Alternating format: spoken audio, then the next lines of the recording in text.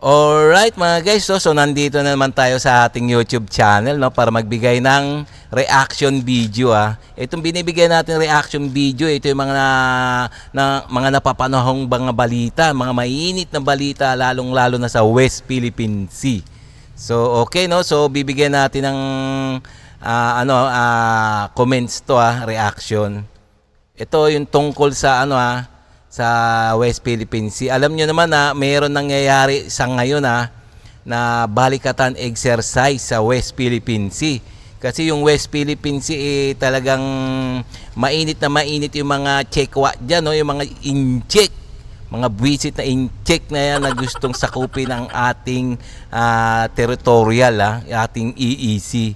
So nagpakitang gilas ang Amerika at ang Pilipinas, kaya diyan sila nagkaroon ng balikatan exercise nang sa ganon matakot man lamang yung mga Chino ng mga Chekwa na yan, no? So ito kaya kung bago ka pa lang sa aking channel mga guys, please like and subscribe na lang muna bago tayo magkumpisa. Okay?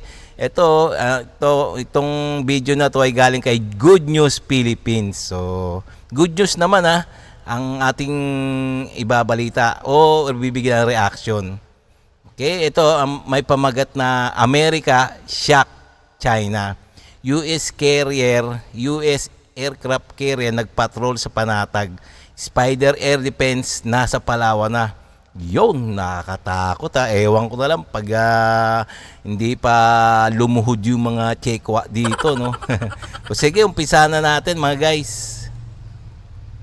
Mga idol at kabayan, breaking news! China, di alam ang gagawin. Nagulat sa Amerika dahil for the first time dumaan ang Carrier Strike Group 9 ng Amerika malapit sa Panatag o Scarborough Shoal. Aircraft carrier ng Amerika at mga fighter jets kasama ang iba pang mga barkong pandigma ng Estados Unidos naglayag sa West Philippine Sea. Kita sa aktual na video na dala ng USS Theodore Roosevelt Nuclear Aircraft Carrier ang napakadaming FA-18 fighter jets nito. Kita naman ng mga observer ang tuloy na pagdating ng mga F-16 multi-role fighter, eroplanong mandirigma ng Amerika sa Pilipinas. Aba, balikatan military exercise 2024 ng Pilipinas at Amerika nagsimula na. As the Chief of Staff of the Armed Forces of the Philippines, I officially declare the Philippines-United States exercise Balikatan 39-2024 open, effective today. Yes. China nagmumukhang kawawa sa social media na nawagan sa Pilipinas at Amerika na wag gawing military zone ang South China Sea. Barkong pandigma ng France. Tingnan nyo yung China nangangatog nangangatog na sa takot. Nagkakaroon na ng takot. Halos buong pwersa na yata ng US ang Amerika, military ng US nasa West Philippine Sea. Gago. Sigurado yung nababag na buntot ng mga China, no? halos pati US aircraft carrier nandyan sa Panatag Shoal. Sige, diretso pa natin. Theodore Roosevelt Carrier Strike Group 9 muling bumalik sa West Philippine Sea. Ginulat ng Amerika ang China dahil sa mismong Panatag o Scarborough Shoal. Dumaan ang mga barkong pandigma ng Amerika ayon sa larawang kuha ng satellite na ibinahagi mismo ng think tank ng China. Isa lang ang nais ipahiwatig ng Amerika sa China, back off ang Panatag Shoal ay sa Pilipinas, hindi sa China. Pabor ba kayo mga kabayan sa patuloy na pagpapatrol ng mga barkong pandigma ng Amerika sa South China Sea at West Philippine Sea bago magsimula ang Balikatan 2024 nitong ika-19 ng Abril taong. Tingnan nyo, nagmamatsyag yung mga China, no? May mga kinukuha na nilang satellite, no? Yung nagkakaroon ng balikatan exercise, yung Amerika at saka yung Pilipinas, nandyan mismo sa Panatag Shoal, doon sa inaangkin nila. Ano kayo mga Chekwa, no? Utot nyo. Nandyan na, hindi ibig sabihin yan talagang hindi sa kanilang yung Panatag Shoal, no? Ayan, nandyan na, nandyan yung mga pwersa ng US, no? US aircraft carrier pa. Kasalukuyan na ispata ng mga observer na ang Theodore Roosevelt Carrier Strike Group 9 ay naglalayag sa karagatang sakop ng Pilipinas sa West Philippine Sea. Ang USS Theodore Roosevelt CVN-71, isang nuclear aircraft carrier, ay nasa di kalayuan ng Subic Base sa Pilipinas. Nako. Kita nga sa isang video na ibinahagi ng source ang paglalayag ng isa sa pinakamalakas at pinakamalaking aircraft carrier ng Amerika. Dala ang napakaraming FA-18 Super Hornets fighter jets ng US Navy na handang tumugon sa anumang banta kapag kinailangan. Yari sila. Kinumpirma din ng Department of Defense ng Amerika na ang Theodore Roosevelt Carrier Strike Group 9 ay nasa South China Sea na nga. Sa katunayan, ipinakita nito ang mga larawan ng paglipad ng mga FA-18F Super Hornet na may call sign Black Knights bilang kabahagi ng Strike Fighter Squadron. Ayon naman sa isang source, nakuha ito ng aktwal na video ang patuloy na pagdating ng mga F-16 fighter jets sa Pilipinas. Tingnan nyo na, alalakas ha. Tingnan mo, alalakas na dumating yung yung mga puwersa ng Amerika, US aircraft carrier, nandun lahat ng mga superpower na jet fighter. Iwan ko na lang, sigurado yan, nanginginig na yung tuhod niya ni Xi Jinping. Kakatapos lang ng COP Thunder 24-1, ngunit tuloy pa rin ang pagsasanay militar ng Air Force ng Pilipinas at Amerika, katuwang ang mga F-16 multi-role fighter. Those Ang are lalakas two niya, no? F-16s here at Clark Airport. Wow! Most probably US Air Force planes. Yep, two F-16s.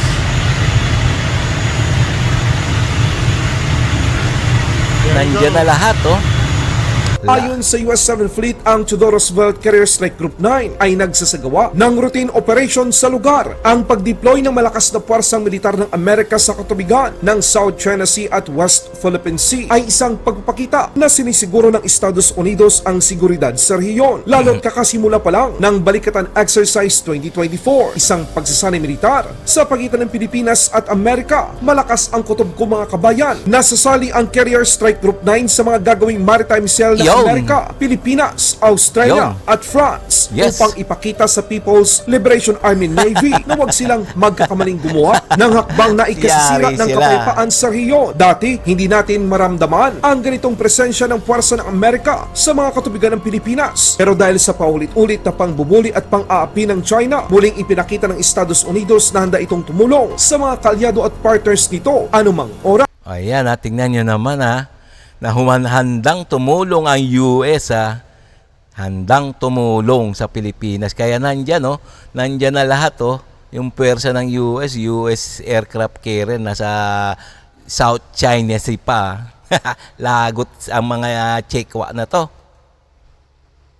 Kinumpirma naman ng France ang pagdating ng kanilang barkong pandigma sa Pilipinas para sumali sa Balikatan Exercise 2024. China umalma sa show of force na ipinapakita ng Amerika at Pilipinas. Nakakatawa itong China mga kabayan dahil mararamdaman mo sa kanila kung Pilipinas lang ang kanilang kaharap, ang tapang nila. Pero kapag nandyan na ang puwersa ng Amerika, doon na sila nagsisimulang magprotesta at nagmumukhang kawawa sa main.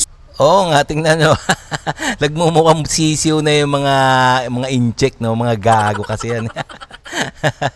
Tingnan mo, nandyan ang buong puwersa ng alyansa. Ayun, nabahag, nagprotesta si Xi Jinping, kolokoy. Stream media, nagsasagawa din ang China ng sarili nilang maritime drill para may ipakita lang. Pero ang mas sikat at mas tinututukan ng mga tao ngayon sa buong mundo ay ang nangyayaring Balikatan Exercise 2024. Hindi na pwedeng tawagin ng ibang bansa na underdog ang Pati yung China daw, nagkaroon ng maritime exercise. Pero parang gaya-gaya lang. Gago talaga mga incheck na to, mga kumag. Pilipinas pagdating sa military power dahil sunod-sunod na ang pagdating ng mga missile system na binili pa ng Armed Forces of the Philippines sa iba't ibang bansa. Sa katunayan, ngayong Balikatan 2024, susubukan ng Armed Forces of the Philippines ang isa sa mga missile system nito na isinupply ng Israel sa Pilipinas. Dalawang maritime militia vessel na ispatan 35 nautical mile ang layo sa kalupaan ng Palawan. Nang makita ng Western Command ng Armed Forces of the Philippines, agad na nagpadala ito ng barko ng Philippine Coast Guard upang i-intercept ang mga barko ng China. Ngunit ang dalawang barko ay umalis na sa lugar. Sir, were you also able to monitor the two? O yan merong merong mga Chinese vessel na lumalapit sa Palawan ewan natin biglang lumayas eh. Talagang ito makukulit talaga itong mga Chinese na to, no? Ang kukulit. Ang sarap yung tirisin. Maritime militia vessels that came as close as 30 nautical miles from the shores of Palawan. Were you also able to? Last Saturday, 2 maritime militia vessels left Mischief Reef. They lingered in the vicinity of Ayungin Shoal. They were monitored passing through Abad Santo Shoal. They traveled south-southeast towards Palawan. Westcom and Naval Forces West were monitoring them, and Westcom dispatched a Coast Guard vessel to intercept them. However, when the Coast Guard vessel got to their track, both ships were gone. Okay, Brian from TV5.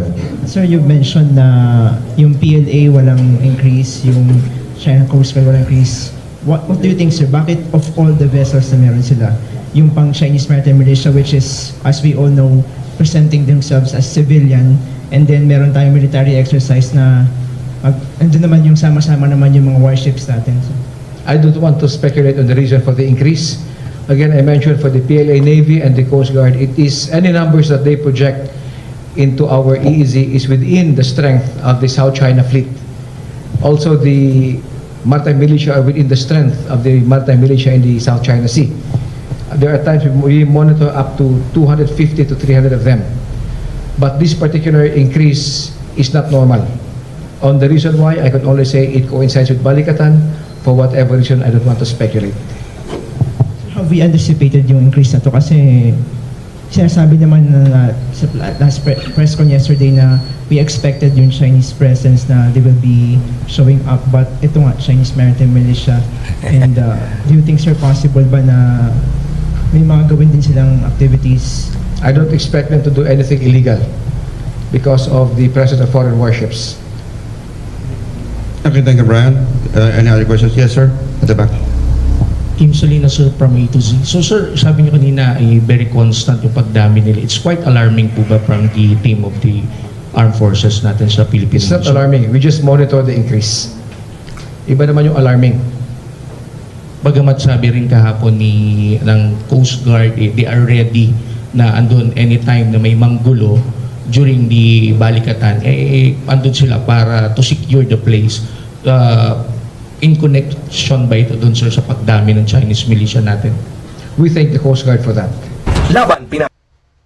Okay, no, tignan nyo naman tignan nyo naman yung yung China na shock talaga, no. Tingnan mo yung itsura ni Xi Jinping kanina. Parang basang sisiw talagang ngayon, hindi sila makapalag, 'di ba? But hindi nila i-radio challenge yan yung US aircraft carrier.